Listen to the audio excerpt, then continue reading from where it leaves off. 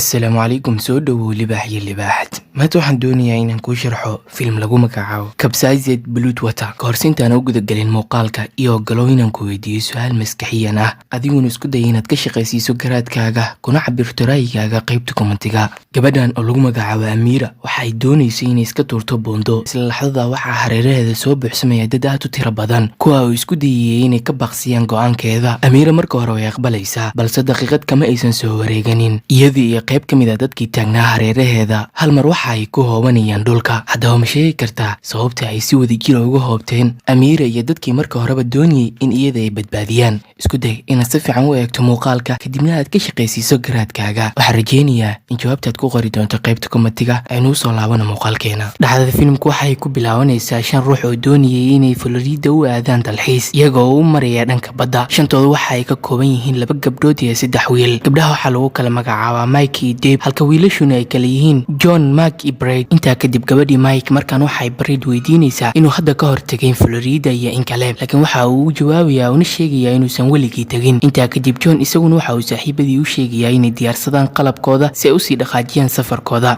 Cabaara kadib markii la gaaray xilligii qadada waxay bilaawayaan in si wadajir ay ugu qadeeyaan gudaha doonta. Waxay kadibna waxay gudagalayaan in si wadajir ay u sheekaystaan. Deb waxay Mark markaan weydiinaysaa waxa ku dhacay saaxiibtiisa maadaama ay ku balansanaayeen inay la raacdo safarkooda, laakiin Mark uma jawaabayo. Intaa kadib markii ay dhamaysteen cuntadooda mid kasto iyaga kamid ah waxa uu aadayaa qolkiisa. Markii la gaaray habeenkii John waxa uu saaxiibkiisa Mark weydiinayaa inuu la socdo dhaqdhaqaaqa raadaarka doonta, laakiin Mark oo u jawaabayo waxa uu sheegayaa inuusan in muddo ah ka kicin goobtiisa. John oo la yaaban xaaladda saaxiibkiisa waxa uu markale ka codsanayaa inuu raaco qaybta sare maadaama uu dareemayay inay ku soo wajahan yihiin hirar xoog leh. Laakiin daqiiqada kadib John oo aanan weli dhaqdhaqaaqa ka helin saaxiibkiisa Mark waxa uu ogaanayaa inuu si aad madaxa u furtay isaga oo rabay inuu uga tago meesha. Waxa uu ka codsanayaa kaliya inuu la socdo xaaladda raadaarka iyo maasajada ugu imaanaya waaxda xeebaha. Isla xilligaana xaruntii xeebaha dalka iyaguna waxa ay helayaan xog ah in mowjado iyo hirar aad u waaweyn ay ka soo socdaan dhanka koonfureed ee badda. Sababta darteedna doomanka saaran dhinaca oo idil waxay jawaab ahaan u siinayaan inay u leexdaan dhinaca bari si ay uga badbaadaan hirarkan aad ku waaweyn. Intaa kadibna waxay bilaawayaan inay maasaj digniin ah u diraan dhammaan doomaha saarnaa dhinacaas. Nasiib xumo Mark kama war helayo maasajka ay u soo direen waaxda xeebaha maadaama uu aad u madax furnaa. Daqiiqada kadibna doonta waxaa soo wajahayo hirar aad u waaweyn taasoo xitaa ku sigayay inay u leexdo dhinac. Intaa kadib John waxa uu bilaabayaa inuu la xiriiro kooxda raadaarka si ay u caawiyaan, laakiin uma galayo qadka maadaama ay aad u qasnaayeen mowjadaha badda. Intaa kadibna gabadhii Mike waxa uu ka codsanayaa inay u soo degto qaybta hoose. Nasiib xumose mowjadaha badda oo aad u kacsanaa darteed waxay doonta ku keentay inay u ragmato dhinac kale halka Mike oo iyaduna dhex socota gudaha doonta uu soo gaarayo dhaawac halis ah. John isla markiiba waxa uu isku dayayaa inuu caawiyo xitaa ugu yaraan uu ka xiro dhiigga aadka u qulqulaya, laakiin goobtii gabadha ka dilaacday oo aad u weyn darteed ma awoodayo inuu dhiigga joojiyo. Intaa kadibna waxa uu Brad ka codsanayaa inuu aado qaybta sare si uu xakameeyo doonta inta isagu uu ku mashquulsan yahay dhaawaca gabadha. Intaa kadib Brad markii uu yimaado qaybta sare isla markiiba waxa uu isku dayayaa inuu la xiriiro waaxda xeebaha. Markiiba waxa ka qabanaysa gabar. Brad waxa uu weydiisanayaa caawimaad balse gabadhii iyaduna waxa ay weydiinaysaa halka ay joogaan. Brad waxa uu sheegayaa inuusan awoodin inuu ogaado goobta uu joogo maadaama jawiga uu aad u qasan yahay mowjadaha hirarkuna ay aad u sii qasmayaan. Intaa kadibna gabadhii sikadiisa waxa ugu imaanaya taliyaheedii oo lagu magacaabo Rotis. Waxa uu bilaabayaa inuu isku dayo inuu caawiyo isla markiina waxa uu Brad u sheegayaa inay sii joogaan goobtooda 3 saacadood kadibna ay soo gaari doonaan doomanka badbaadinta. Laakiin Brad oo uu ka muuqdo walwal zaa'id ah waxa uu Rotis u sheegayaa in mid kamid ah dadka saaran doonta uu dhaawacan yahay muhiimna ay tahay in muddo kooban ay u helaan dhakhtar si nolosheeda ay u badbaadiyaan. Laakiin taliyihii Rotis markale waxa uu ku adkaysanayaa hadalkiisii isagoo u sii sheegaya inay iska taxadaraan ayna sii joogaan goobtooda intay ugu imaanayaan doomanka badbaadinta maadaama uusan u awoodin wax kale. Intaa kadibna badi waxay imaanayaan saqafka sare mise waxaaba ka jira daweyl aad u daran. Brad waxa uu Mike ka codsanayaa inay hoos u degto ayna iska taxadarto inta kooxda badbaadintu ay ka soo gaarayaan, balse Mike way ka diidaysaa. Brad oo u cabsanaya nafteeda waxa uu soo dejinayaa qaybta hoose isagoo isku dayaya in iyaga oo dhanna uu ku xareeyo hal qol si ay u badbaadaan. Daqiiqada kadibna isaga oo kaligiisa ah waxa uu ku soo laabanaya qaybta sare, laakiin nasiib xumo doonta markaan waxa ku imaanaya hirar aad u weyn taasi oo sababtay in hal mar ay rogmato doontii oo idil. Dhammaantood dadkii saarnaana waxa waxay ku dhacayaan biyaha. dhinaca baara kadib oo ay dabaalanayeen markaan shantooda waxa ay qabsanayaan doon yar oo ku dhex xirnay doontii ay saarnaayeen iyaga si ay isugu badbaadiyaan. John isla markiiba waxa uu bilaabayaa inuu dhiirigeliyay saaxiibadii isagoo u sheegaya in daqiiqado kadib ay gaari doonaan xeebta, balse hadalka 6 saac kadib oo ay weli ku jiraan badda iyagoo rajo beelin waxa ay bilaabayaan inay toosiyaan doonta yareed si iyada xitaa ay isugu badbaadiyaan maadaama in yar oo xeeb ah xitaa aysan u muuqanin. Meg isla markiiba waxay bilaabaysaa inay aad u qayliso xanuunka hayay darteed, laakiin isla xilligaa waxaa gelaya cabsi hor leh kadib markay ka war helaan nibir aad u weyn oo u soo socda dhinacooda. isla markiiba waxay bilaabayaan in si degdeg ah ay u toosiyaan doontii yareed. dhinaca baara markii ay toosiyaan haddana mar kale way ku rogmanaysaa. intaa kadib iyagoo isleh marka la toosi, Meg waxa uu bilaabayaa inuu fuulo qaybteeda sare. isla markiiba waxay ka codsanayaan inuu soo dego, laakiin wuu ka diidayaa. intaa kadib waxay bilaabayaan in si xooga ay ku soo dejiyaan kadibna ay si dhaqsi leh u toosiyaan una fuulaan. John oo aad uga xanaaqsan dhaqankooda waxa uu sheegayaa inay isdejiyaan codkoodana ay gaabiyaan maadaama nibirigu uu soo raacayo codkooda. si hadal la'aana dhammaantood waxay qaadanayaan hadalkiisa waxayna bilaabayaan inay isdejiyaan. dhinaca baara kadib markaan waxaan aragnaa helikobtar ay wateen kooxdii badbaadinta oo raadinaya doontii ay saarnaayeen John iyo saaxiibadii, laakiin dhinaca baara oo ay dulhahaabayeen badda waxay weynayaan wax raad ah. si dhaqsi lahana waxay isaga laabanayaan goobtii ay ka yimaadeen. 14 saac kadib John iyo saaxiibadii oo weli ku jira bartamaha badda iyagoonan weli helin wax caawimaad ah. John waxa uu saaxiibadii u sheegayaa in meeshii ay doonta ugu ragmatay ay u jirtay xeebta 35 kiiloomitir, sidaa darteedna 20 saac kadib ay gaari doonaan xeebta, waxayna isaga sii jirayaan badda iyagoo aanan haysanin wax caawimaad ah. 31 saacadood kadib oo ay weli ku dhex jiraan bartamaha badda, Mike markaan waxay noqonaysaa tacbaan maadaama uu ka baxay dhiig aad u fara badan. John waxa uu isku dayayaa in si walbo ay noqoto uu caawiyo Mike. waxa uu bilaabayaa inuu ka xiro meeshii uu dhiigga ka socday, laakiin Mike uu adkaysan weyday xanuunka waxay bilaabaysaa inay aad u qayliso, balse codkeedu waxa uu saway in mar kale doontii ay soo weeraraan nibiriyadii. Meg oo aad uga carooday arrinka waxa uu John ka dafayaa xariggii uu dhiigga uga xirayay Mike isaga oo ku tuuraya badda maadaama ay ku soo jeediyeen nibiriyada. laakiin John oo isna xanaaqay waxa uu bilaabayaa inuu weeraro ilaa labadoodii ay isku dhex dagaalaan isla doonta, laakiin saaxiibkoodii Barid waxa uu bilaabayaa inuu kala qabto inta aysan isgaarsiinin dhibaato kale. intaa kadibna iyagoo weli jooga gudaha badda sidoo kalena aanan helin wax caawimaad ah waxaa soo curdanaanaya habeenkii. dhammaantood waxay bilaabayaan inay iska hurdaan marka laga reebo John oo aad uga walwalsanaa xaaladooda. marka uu waagu dilaacay, John isla markiiba waxa uu milicsanayaa jasiirad yar. waxa uu ka soo degayaa doonta isagoo isku dayaya in dabaal uu ku tago. markii uu dhexgalo biyaha isla markiiba waxa uu ogaanayaa inuu ku jiray halwasaad jasiiradii uu arkayna ay ahayd kaliya dhalanteed. intaa kadibna markii uu isku dayay inuu u soo laabtay dhinacii doonta, mar kale waxaa isaga soo weeraraya nibiriyadii. saaxiibadii waxay bilaabayaan inay caawiyaan oo ay badbaadiyaan, laakiin hal mar waxayba ka war helayaan goobtii uu isku wada bedelay dhiig, yacni John waxaa ku kala baxay nibiriyadii. intaa kadib kooxdii isla markiiba waxaa gelaya walwal maadaama saaxiibkoodii hortooda lagu cunay. waxay bilaabayaan in si hor leh ay u taxadaraan. 52 saacadood kadib iyaga oo weli ku jira batamaha badda, Deb waxa uu saaxiibadii u sheegayaa in hadda aysan joogin goobtii ay buuxeen nibiriyada oo ay ka soo fogaadeen, sidaa darteedna jawiga ay ka dhigtaan sida caadiga ah. Meg markii uu maqlo hadalka isla markiiba waxa uu bilaabayaa inuu caawiyo biyaha badda sidoo kalena uu ku dhaqdo madaxa, laakiin saaxiibadii waxay bilaabayaan inay ka celiyaan iyagoo u sheegaya in dhanaanka zaa'idka ay leeyihiin biyaha badda uu dhibaato u keenayo maskaxdiisa. laakiin Meg isagoo oo weli kusii madax adeegaya go'aankiisa waxa uu bilaabayaa inuu sii caawiyo biyaha. intaa kadibna markii la gaaray habeenkii kooxdii waxay bilaabayaan inay iska hurdaan marka laga reebo Meg oo aanan weli hurdo ka imaanin. dhinaca baara oo uu soo jeeday hal mar waxa uu bilaabayaa inuu qayliyo isagoo ismoosiyay in qof uu maqlayo kadibna uu caawinayo, laakiin sida iska cad codkiisa cidna ma maqlayo maadaama uu ku dhex jiro bartamaha badda. 81 saac kadib kooxdii oo weli ku jirta bartamaha badda, Meg markaan waxaa ka dhamaanaya dulqaadka. waxa uu bilaabayaa inuu aad u qayliyo isaga oo ku qaylinaya in nibiriyada ay u yimaadaan kadibna ay cunaan, laakiin saaxiibadii si macquula waxay isku dayayaan inay dejiyaan isaga, balse daqiiqado kadib uu ka sii darayaa ilaa uu isku dayay xitaa in saaxiibadii uu ku gadiyo doontii yareyd. laakiin si lama filaana isaga laftirkiisa waxa uu sikadiisa uga dhacayaa biyaha, balse si kama aysan soo wareeganin ilaa ay kala dafaan nibiriyadii goobta joogay. markii uu soo dhashay habeenkii, Barid waxa uu bilaabayaa inuu dejiyo Mike oo haya xanuun daran. waxa uu sheegayaa in kaliya ay adkaysato muddo kooban maadaama ay 81 saac adkaysanaysay, laakiin iyada oo weli ka muuqato walwal zaa'id ah waxaa qabanaysa hurdo ilaa ay wada seexdaan saddexdooda oo idil. laakiin markii uu waagu dilaacay, Barid waxa uu ka war helayaa Mike oo meyd ah. intaa kadibna Deb iyo Barid labadooduba waxay go'aansanayaan in meydkeeda ay ku ridaan badda si doonta ay ugu kala yaraadaan culayska. waxyar kadibna taliyihii Rhodes markaan waxa uu wacayaa nin lagu magacaabo Williams isagoo u sheegaya in muddo ah inay ku wareegayeen biyaha badda cidna aysan halkaa ku soo arag. 109 saac kadib, Deb iyo Barid weli ma aysan soo gaarin wax caawimaad ah iyagoo aan sidoo kalena haysanin wax raashin iyo biyo ah. waxyar kadibna Deb waxay Barid u sheegaysaa inay isku ridaan biyaha kadibna ay dusha iska saaraan doonta maadaama uu ka batay kuleelka qoraxda. Bered isla markiiba uu ka diidayaa, laakiin waxa ay ku qancinaysaa inaysan in muddo ah maqalin dhaqdhaqaaqa nibirida. Intaa kadibna waxa ay dhowr mar galayaan biyaha iyaga oo dusha iska saaraya doonta, ilaa markii dambe ay soo weeraraan nibiridii. Deeb oo si degdeg ah kusoo fuushay doonta waxa ay caawinaysaa saaxiibkeedii Bered si ay doonta u soo saarto. Intaa kadibna iyaga oo weli dhex muuqanaya bartamaha badda waxay bilaawayaan inay iska seexdaan quusasho darteed. 131 saacadood kadib iyaga oo weli ku dhex jira bartamaha badda, sikadiisa markan Bered waxa uu arkayaa doon aad u weyn. Isla markiiba waxa uu bilaabayaa inuu ugu yeero cod dheer si ay u caawiyaan, laakiin nasiib xumo ma maqlayaan. Intaa kadib labadoodu si wada jir waxay go'aansanayaan inay dabaal ku gaaraan xaggii doonta, laakiin lama filaan qayb ka mid ah shaqaalihii doonta waxay milicsanayaan Deeb oo si aad u dabaalanaya. Isla markiiba waxa ay ku soo tuurayaan xarig si uu iskugu badbaadiyo. Nasiib xumo